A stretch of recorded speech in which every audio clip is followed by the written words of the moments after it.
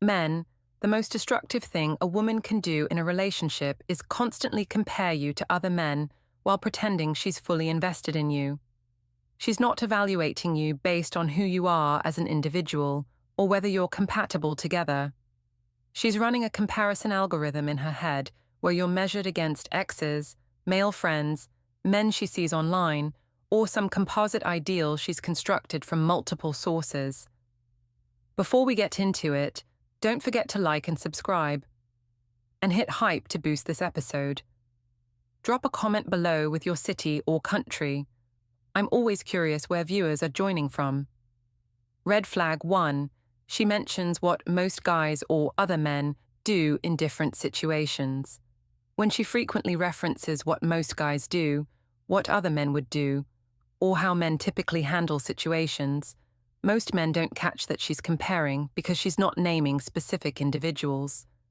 It's actually revealing she's constantly evaluating your behavior against her perception of male norms, and every deviation from her expectation gets flagged as you falling short of standard she believes men should meet.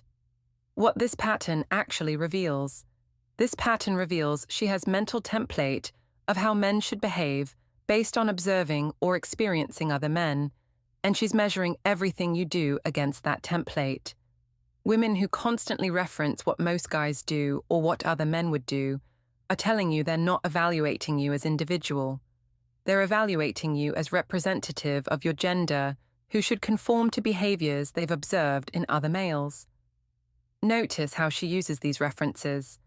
If she says, most guys would just fix this, when you suggest talking through a problem, she's comparing your communication style to her belief that men should be action-oriented. If she mentions other men don't need this explained, when you ask for clarity, she's telling you that you're falling short of male standard, where things should be obvious. Each reference reveals what behavior she expected based on other men. Watch whether these comparisons favor you or position you as deficient. If she says most guys wouldn't even notice this, you're so thoughtful. She's comparing, but casting you favorably. If every comparison positions you as not meeting the standard, she's consistently finding you inadequate relative to her male reference group. The latter reveals ongoing disappointment that you don't match her expectations derived from other men. Pay attention to whether she can explain where these beliefs about men come from. If she's basing what most guys do on her limited experience with exes, she's measuring you against small sample size of men she's dated. If it's based on social media or entertainment media, she's comparing you to performed or fictional versions of masculinity. Either way, you're being measured against unrealistic or inappropriate standards. Observe how you feel when she makes these references. If you feel defensive, like you need to prove you're as good as other guys, she's successfully positioned you in competition with vague male collective. If you feel confused about what she expects, it's because she's not communicating her needs directly.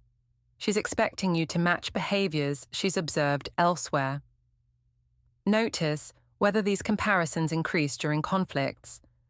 If she brings up what other men would do primarily when she's upset with you, she's weaponizing comparison to make you feel inadequate. If references to other men appear consistently, regardless of relationship satisfaction, she chronically measures you against alternatives rather than appreciating what you specifically bring. Why this reveals? She's comparing you. This flag reveals she's constantly comparing because she literally keeps referencing other men as her standard. She's not evaluating whether your approaches work for your relationship. She's evaluating whether your approaches match what she's seen other men do. You're being measured against composite male ideal she's constructed from various sources, and any deviation from that ideal gets noted as deficiency rather than as individual difference. Red flag 2. She tells stories about exes that highlight what they did well. When she frequently tells stories about ex-boyfriends that specifically emphasize their positive qualities or things they did well, most men try not to seem jealous and just listen. It's actually revealing She's keeping exes as active comparison points, and by highlighting their strengths in conversation with you, she's making sure you know what standard they set that you need to meet or exceed. What this pattern actually reveals. This pattern reveals exes aren't just her past. They're active benchmarks she's measuring you against. Women who regularly tell stories, emphasizing what exes did well, are reminding you and themselves of standards previous partners set. She might not consciously realize she's comparing, but by repeatedly bringing up exes' positive qualities, she's keeping those comparisons alive and active in the relationship. Notice what specific qualities or behaviors she highlights about exes. If she mentions how romantic one ex was, she's telling you that romance is area where you're being compared. If she emphasizes how ambitious or successful an ex was, she's revealing she's comparing your achievement level to his. If she talks about how good an ex was at something you're not, she's pointing out comparative deficiency. Watch how often ex stories come up. Occasional mention of past relationships is normal. Frequent stories that emphasize what exes did well reveal she's mentally returning to those relationships as reference points. If certain exes come up repeatedly, she's especially attached to those comparison standards. If every story positions ex favorably, she hasn't moved past measuring partners against him. Pay attention to whether ex stories increase when you fail to meet expectations. If she mentions how an ex handled something right after you handled it differently, she's using comparison as criticism. If stories about ex's positive qualities surface when she's disappointed in you, she's contrasting your inadequacy with his adequacy. Timing reveals whether stories are innocent reminiscence or strategic comparison. Observe how she responds if you express discomfort with ex talk. If she immediately reduces mentions and apologizes, she recognizes it's inappropriate and can adjust. If she gets defensive and claims she should be able to talk about her past, or if she continues despite your discomfort, maintaining those comparison points matters more to her than your feelings. Notice whether she shows awareness that highlighting ex's strengths might make you feel compared. Women with healthy boundaries understand that emphasizing what exes did well can make current partners feel inadequate. If she seems oblivious to how her ex stories affect you, she's so focused on her comparison process that she doesn't consider your experience. If she seems aware but continues, she's deliberately keeping comparisons active. Why this reveals? She's comparing you.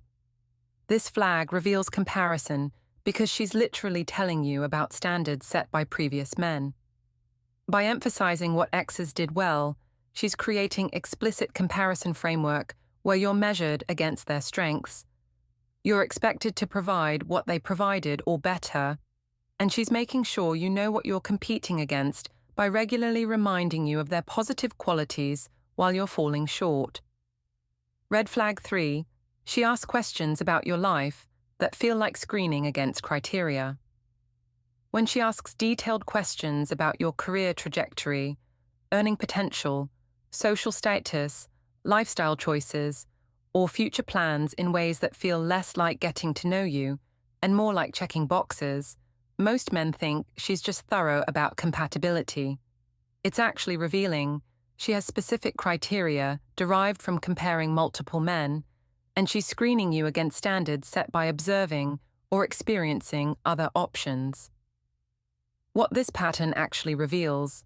This pattern reveals she's approaching the relationship with an evaluative checklist rather than genuine curiosity about you as individual. Women who ask screening-style questions are comparing your answers to standards they've developed through seeing what other men offer. Every question is testing whether you measure up to criteria that came from comparing various men's qualities. Notice whether questions feel like interview or genuine interest.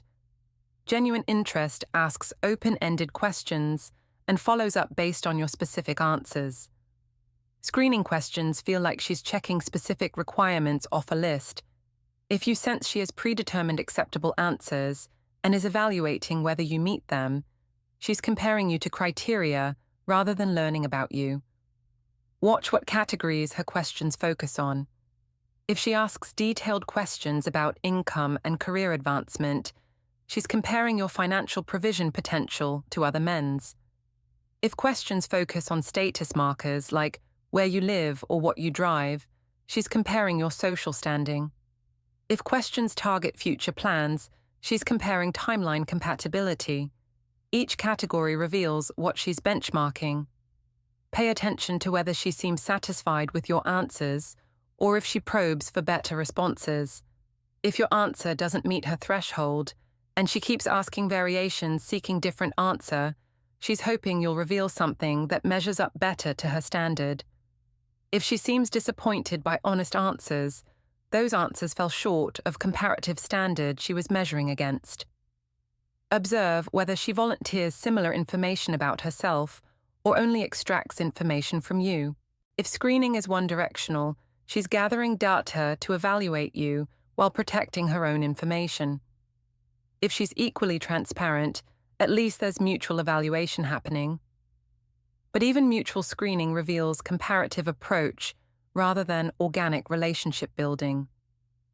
Notice whether questions feel premature for how well you know each other. Early intense screening suggests she's trying to quickly determine if you meet minimum standards before investing further. If she's checking major life boxes before you've even established basic compatibility, she's treating you as option to filter rather than person to know. Why this reveals she's comparing you. This flag reveals comparison because screening questions stem from having standards derived from seeing what multiple men offer. She knows what income levels, status markers, and life plans other men have because she's observed or experienced them. Now she's checking whether you meet thresholds that came from those comparisons. You're being evaluated against composite criteria assembled from multiple male examples. Red flag 4, she points out. When other men do things you don't, when she makes comments like, "Look how he opens doors for her when you didn't," or "He planned such a thoughtful date," when yours was simpler, or notices what other men do for their partners that you don't do for her, most men either feel guilty or get defensive. It's actually revealing she's actively observing other men's behavior toward their partners and comparing it to your behavior toward her, keeping running tally of ways you fall short. What this pattern actually reveals. This pattern reveals she's not just comparing you to abstract standards or past relationships. She's comparing you to men she observes in real time and finding you deficient.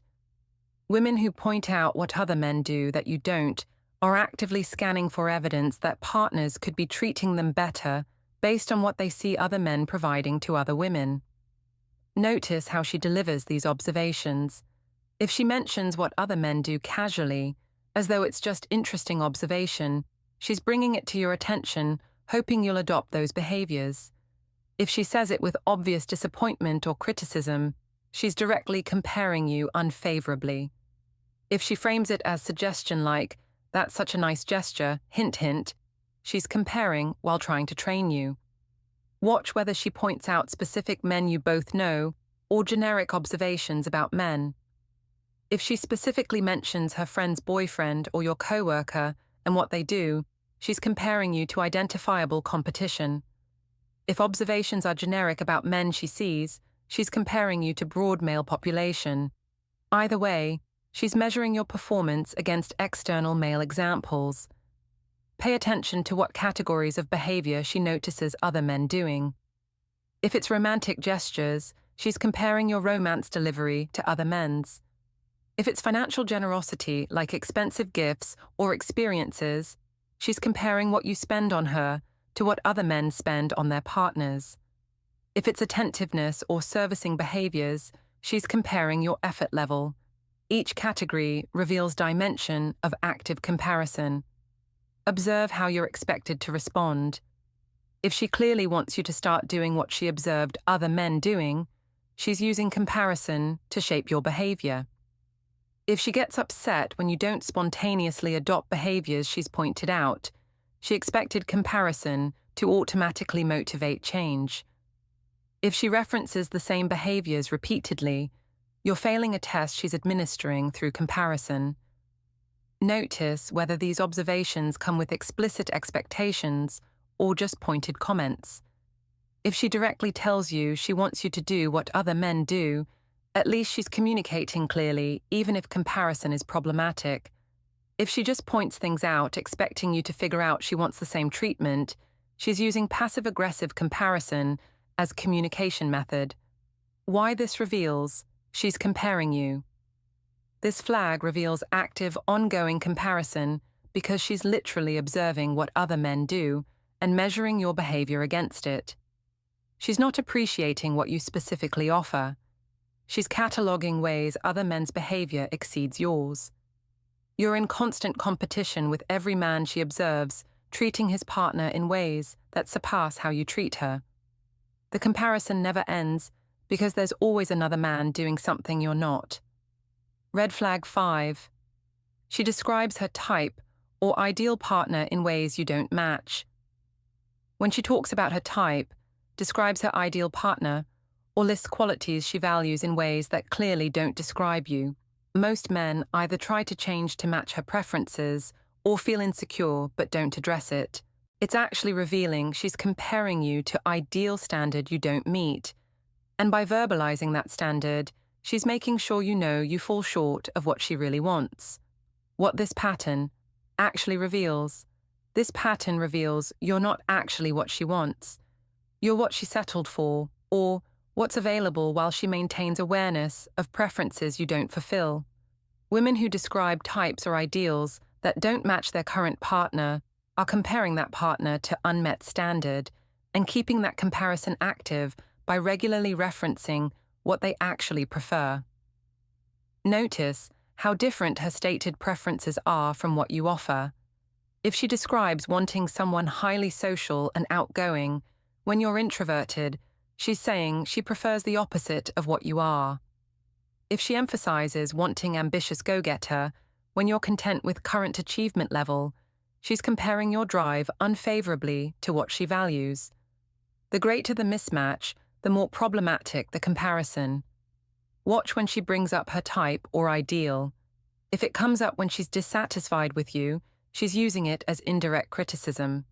If she mentions it casually in conversation, maintaining awareness of what she really wants is so constant that it surfaces even when not upset. If she brings it up after encounters with men who do match her type, she's actively comparing you to preferable alternatives she's meeting. Pay attention to whether she frames you as exception to her type or as compromise. If she says, "You're not my usual type, but there's something about you," she's aware you don't meet her standard, but found reasons to date you anyway. If she seems resigned to the fact you don't match preferences, she's settled. Either framing reveals you're being measured against preference you don't fulfill. Observe whether her type description seems to match specific other men. If her ideal sounds exactly like an ex, male friend, celebrity, or someone she knows, she's describing specific comparison point.